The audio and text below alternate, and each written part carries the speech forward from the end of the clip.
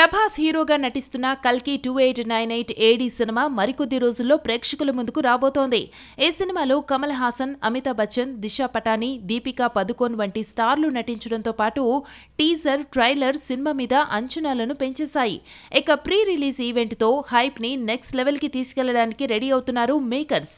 అమరావతిలో కల్కి pre release event plan చేస్తున్నారని, జూన్ 23వ తేదీన జరగబోయే ఈ ఈవెంట్ కి ఏపీ సీఎం చంద్రబాబుతో పాటు డిప్యూటీ సీఎం పవన్ కళ్యాణ్ కూడా హాజరవుతారని ప్రచారం జరిగింది.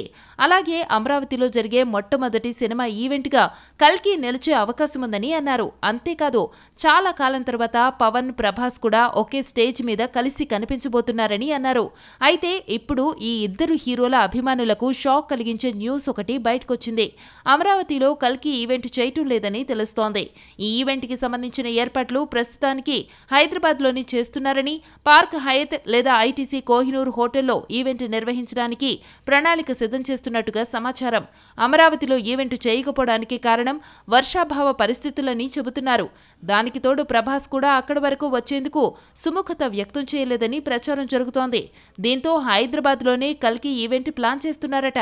అయితే ఈ ఈవెంట్ కి కూడా చంద్రబాబు, పవన్ కళ్యాణ్లను ఆహ్వానించే యోచనలో ఉన్నారట. అయితే వారు వస్తారా రారా అనే విషయం మీద మాత్రం క్లారిటీ లేదు. వస్తే మాత్రం మామూలుగా ఉండదు. రాకపోతే ప్రభాస్, పవన్ ఫ్యాన్స్ ఆశలు అడియాసలనే చెప్పాలి.